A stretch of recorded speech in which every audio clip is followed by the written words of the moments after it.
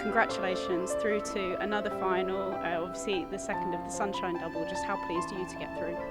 Yeah, very happy being even down in both sets to win in the end. It was really tough battle and first win against Jessica, so very pleased with my game.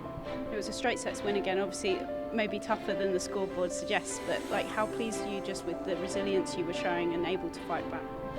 Yeah, it was very difficult, especially first set was tricky with this rate delay, and when we came back it was 2-all, so it could go both ways the first set, but happy that I stayed aggressive on the tiebreak and won the first set. After it was again challenging with a longer break, and didn't start that well the second set, but still found a way, so really happy with that, and yeah, hopefully I can keep it up on Sunday. Final next against either Sestao or Petra Kvitova. Firstly on Petra, what can you expect from that match? For sure, a very tough opponent. We played in the beginning of the year and she played unbelievable tennis, but it was much faster course there, so I think here it's going to be a bit different if I play against her. So yeah, it's going to be a tough battle, so I try to prepare and do my best.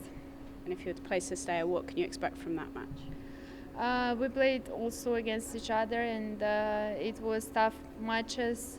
She plays really aggressive, has a good serve, so going to be just tough one, and I try to do my best. Perfect, thank you so much. Tough luck, Taylor. It was the first time playing Carlos. What made him so tough to beat tonight? I think that he doesn't give you much for free, so you have to work a lot to win pretty much every point. But I think he played the big points incredibly well tonight, and I think all the important points of the match he won, so it made a big difference.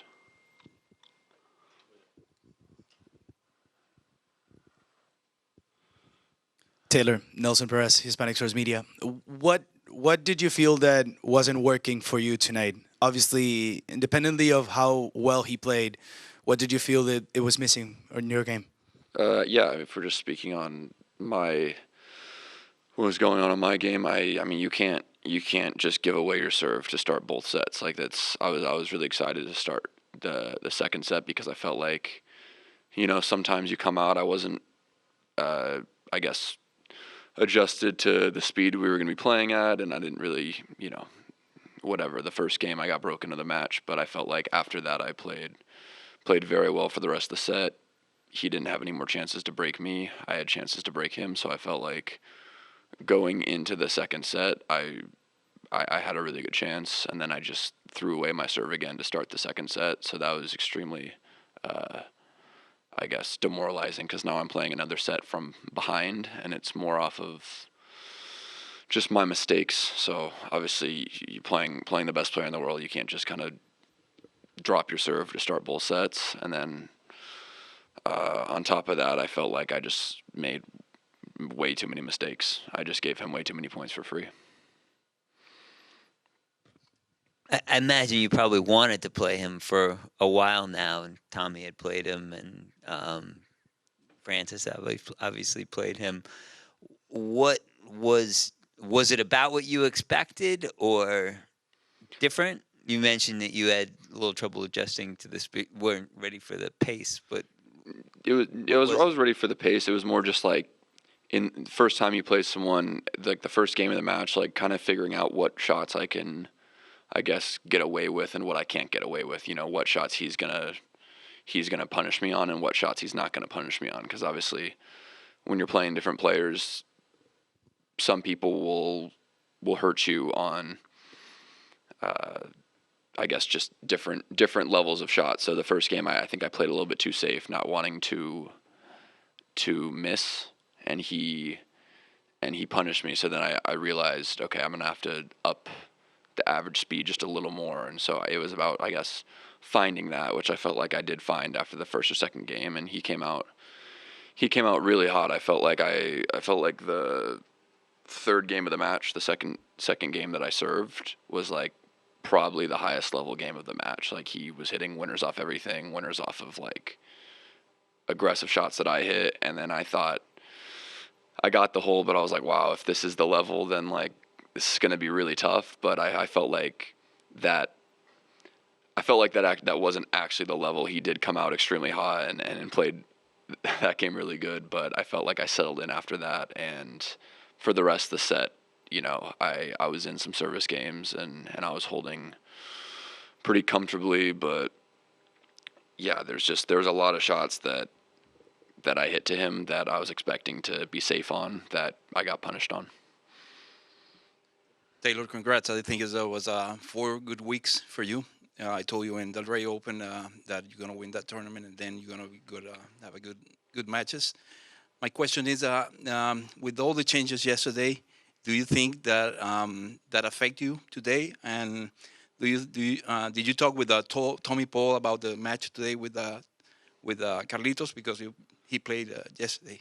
Yeah, no, I don't think not playing yesterday really affected anything, to be honest. I think that I probably would have been more unprepared to play yesterday because they told me all day long that it was going to be, I just heard about the weather all day long and it was going to be rained out, so I was kind of almost expecting not to play. So I don't think that affected anything at all with the changes. But I didn't talk to Tommy because one, I can watch the match and deconstruct it how I feel, and then also Tommy and I play incredibly differently. You know, I can't play the way he plays. He likes to come to net a lot, and he's one of the fastest guys on tour. So I'd say it wouldn't really make much sense for whatever strategy he was going with for me to do.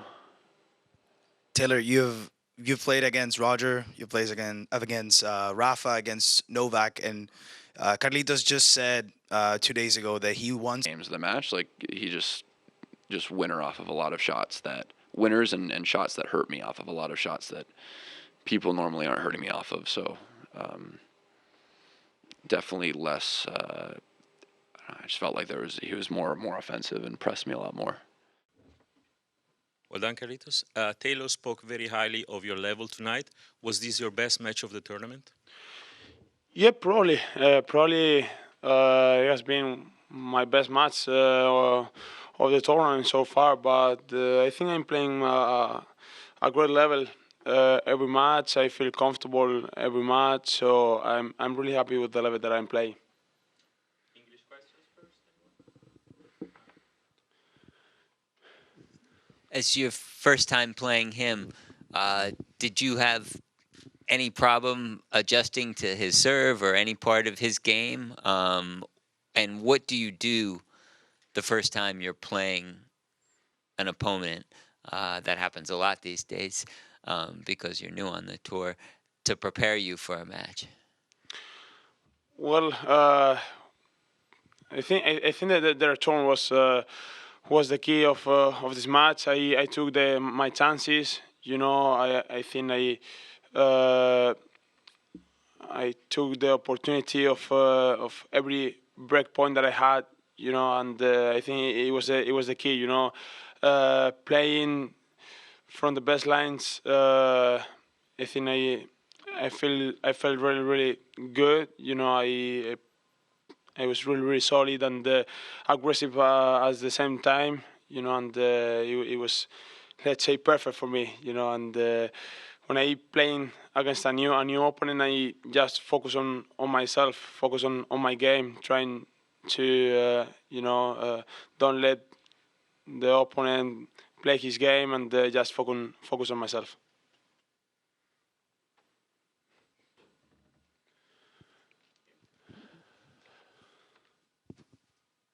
Carlos, you served pretty well tonight. Can you explain how much Juan Carlos insists on your serve, and he wants this weapon to improve a lot? Can you explain how much he makes you work and improve your serve? Well, it was from the whole team. You know, when I started with Juan Carlos, everybody know that I have to improve my serve. I had problems on my abs a long time ago, so I couldn't practice the serve as much as I wanted. But since I start feeling well on my abs, my elbow, on my body in general, I start to practice the serve a little bit more, and it was something that we were really focused on, and we knew that the service was really important on tennis right now. So I need to improve a lot, and I think right now I have a good serve, I think.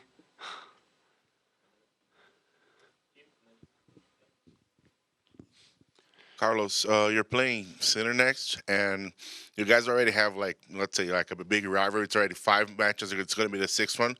But I would like to know, how is your relationship with him outside of the official matches? How do you guys get along with the tour? Well, we have a good relationship outside the court. We wave each other. We talk IRB each other. When we are outside the court, we practice a few times together as well. So, he's a really nice guy. So I think that's really important as well, to be a nice person. And of course, we share a lot of great moments outside the court. Carlos, you're just talking about your level, the way you played tonight. Is that good enough for you to win the tournament, or do you still have to go higher, and how much higher if you do? Well, I try to improve my level in every match. So, for example, the level of today is really high, but Sinner is a great opponent right now. So I have to play at this level or even better, to get through the semi-final. But I never think that my level is enough to win a tournament. As I said, I try to improve every match, every day, and let's see how it's going.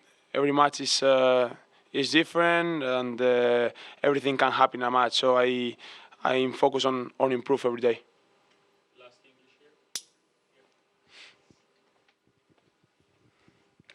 Hey, Carlos, obviously Team Nike you are. I noticed you've been rocking the Travis Scott Nikes, and I wanted to know, do you listen to him, or obviously what's your pregame music by any chance? Obviously, since you're wearing the Travis Scotts. Sorry, say again? I know you're Team Nike, and you're wearing the black Travis Scott Nikes, and I was wondering if you listen to him, and obviously also to what other pregame music? Travis Scott. All right.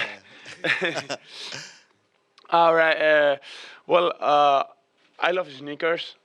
I love the sneakers that he has with Nike. But I've listened to a few songs about him, but I don't listen to him too much. But of course, he's really talented. Music.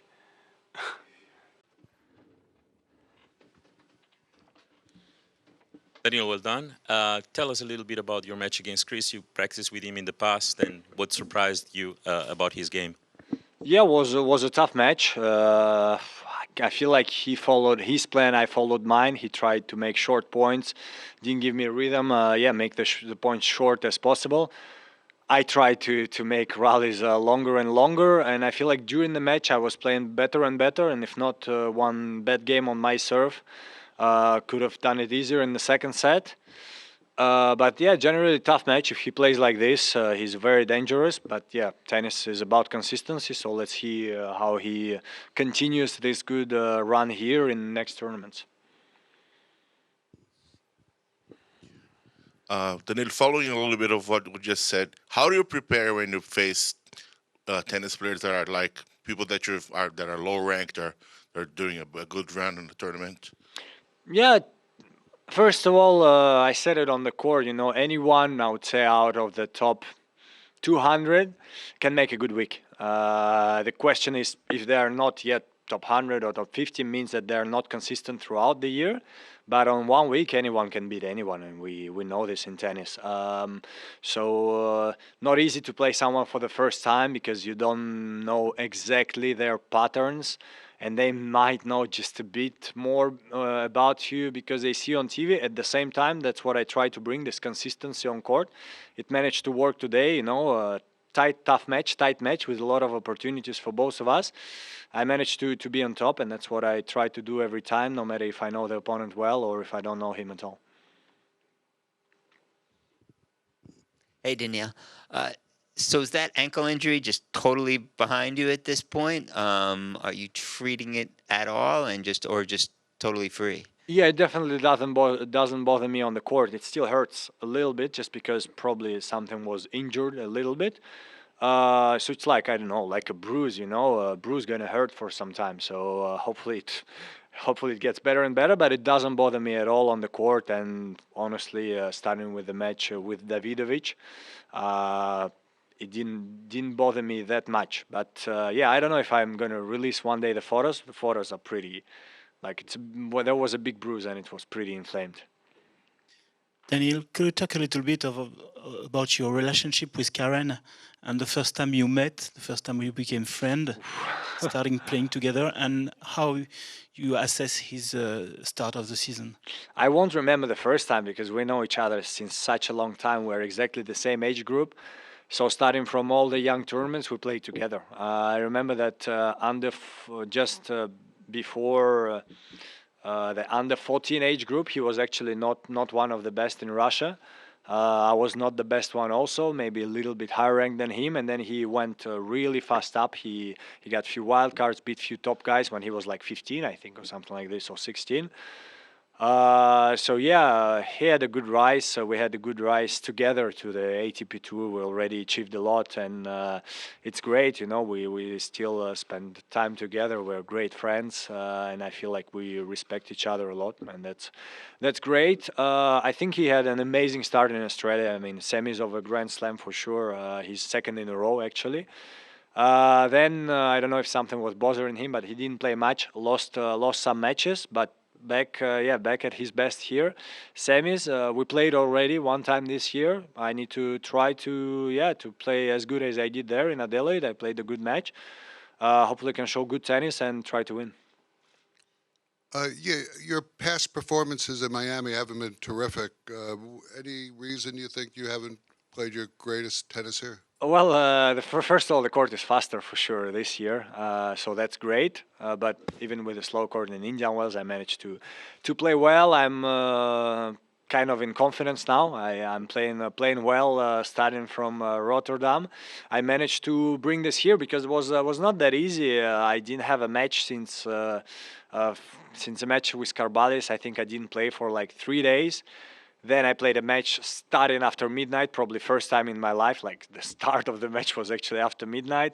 Playing early today here, so a little bit hectic tournament, but still managed to have kind of good rhythm, and that's what I want to try to do tomorrow. Daniel, when you come up against players who are compatriots and friends like Karen or Andre, do you go in with a completely different mindset, or is it exactly the same as if you're playing anybody else? I think maybe just a little bit you have to kind of force yourself even more to be focused. And when I say this, it's just because they know your game so well and you know theirs so well.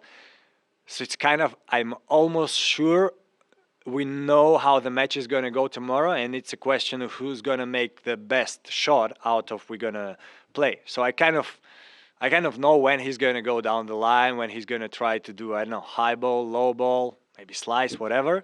And he knows what I'm going to do with it. So it becomes who does a better shot at the better time. So maybe, you have to just force yourself a little bit, but at the same time, it's like any other match you want to win. I honestly don't care if I play a friend or the guy I don't like on the other side of the net. Just want to win. That's what competition is. David Gomez from W Radio. Daniel, you've been known for your mental toughness, and even in the face of opponents that are tough.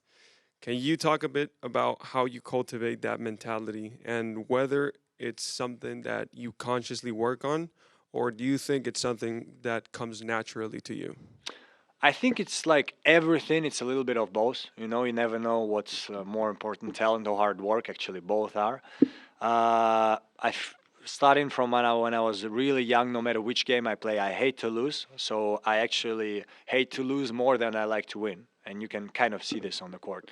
And I think that's a good thing. It sometimes can, but if you don't work it, that can become a bad thing, because that's when you can, you know, sometimes maybe stop practicing hard, because that's gonna release some pressure of you. If you don't practice hard, you say, well, yeah, I lost the match because I didn't practice well enough. Yeah, well, that's a little bit weak. And so I for sure worked with mental coaches, especially Francisca, with who worked for 4 years probably, helped me a lot to become better mentally, to just have a better mindset on the court. I'm working with another mental coach right now, because last year I didn't have one. And yeah, that's something I want to improve. And yeah, for example, talking about Indian Wells, I had my tantrums, which it's not good. It can throw you out from deconcentrate you, and it's not good look anyway. But I managed to still win matches and still be concentrated during these matches, and that's what I try to do. Daniel Nelson from Hispanic Source Media.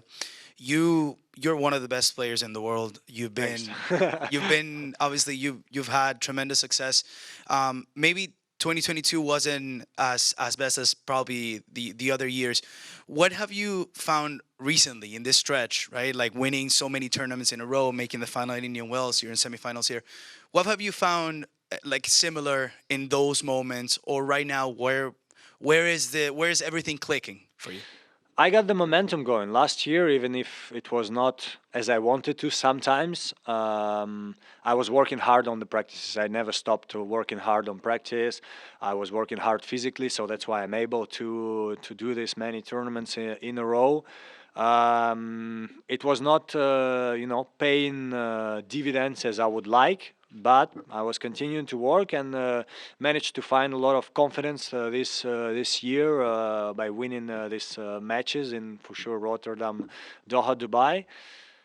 And yeah, I managed to keep it going, which I was able to do sometimes in my career, and sometimes I know that also you can have a down moment at one point. So you try to do the high moment as long as possible. I managed to continue it here.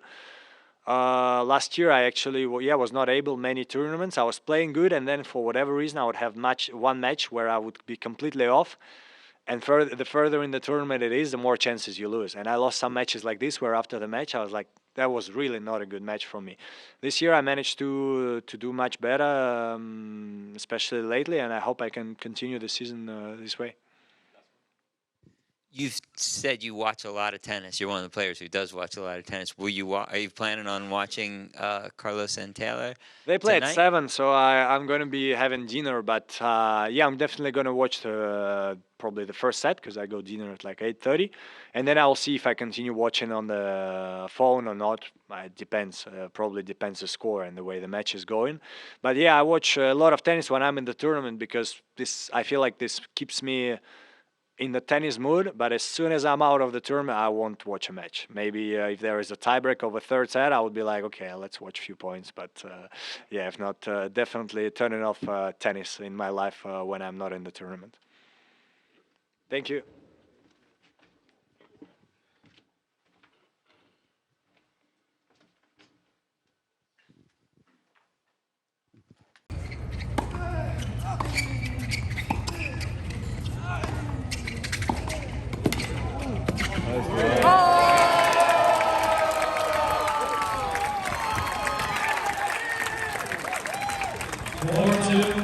And now